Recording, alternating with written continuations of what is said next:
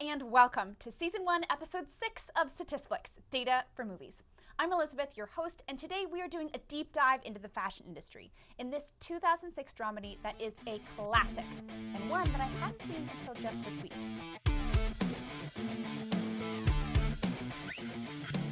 The Devil Wears Prada is, for lack of a better term, complicated. It is not only a quintessential wine night chick flick, but also a criticism of the fashion industry, in addition to being the movie that garners Meryl Streep's 11th nomination for Best Actress. It has seemingly progressive attitudes towards career-oriented women, while also measuring a woman's worth through her dress size. It makes absolutely no sense. While part of me thinks that's kind of the point, I do have some serious criticisms of the movie, which we'll talk about later.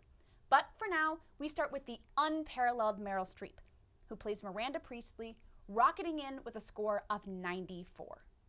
I'll tell you right off the bat, Meryl Streep will never play a character that scores below a 90. This is because of a statistical concept called selection bias, which essentially means that Streep doesn't play a random assortment of characters, but rather those that have been curated specifically to her. Streep is at a point in her career where she doesn't need to reach out to production companies to get cast in a project. Instead, producers will reach out to her to pitch her a character and hopefully get her on board. In the case of Devil Wears Prada, the production company only greenlit the project because Meryl Streep agreed to play Miranda. Had she refused, the project wouldn't have been filmed at all. Bottom line, Meryl Streep doesn't even glance at a script that doesn't meet exceptional standards. Standards that coincide with the FemmeMeter. This means that you can assume that pretty much any character she plays will receive full marks on billing, advanced career, agency, and Bechdel, and Miranda is no exception. In addition to this baseline of 65 points, she garners an additional 10 for Occupy, because she occupies a traditionally masculine space as the editor-in-chief of Runway. She loses 1 point for screen time and 5 points for Empower, because frankly, she's a monster and doesn't have any lines empowering anyone, much less other women. Unfortunately, this lack of empower doesn't stop at Miranda. The Devil Wears Prada has an astonishing lack of likable characters, which sometimes makes this movie really difficult to watch. I'm mainly talking about our two love interests, Nate and Christian, who, to my eyes, spend the entire movie competing for the title of most selfish. I normally wouldn't comment on it. Men are not really within the scope of the FemmeMeter, but it directly affects our protagonist, Andy's agency score, dropping her down to an 83 despite a strong showing otherwise. On the one hand, Andy has moments like these. I'm not your baby. And on the other, Andy has moments like these. I've had too much wine in my hearing. Vision, judgment's impaired.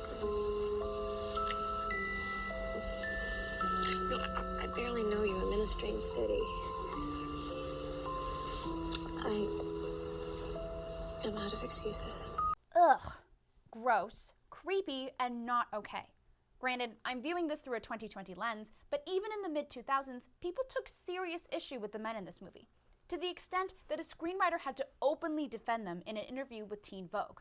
This, coupled with the constant body shaming, means that we have an interesting paradox here at StatisFlix.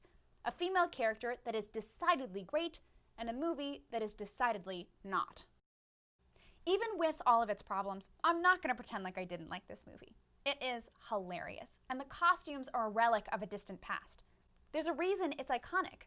I just think there's room for improvement. Our final scores have Miranda Priestly at a 94 and a briefly mentioned Andy Sachs at an 83. I'm interested to see what you guys think of this one.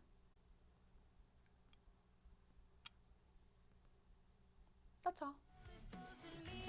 See you next time.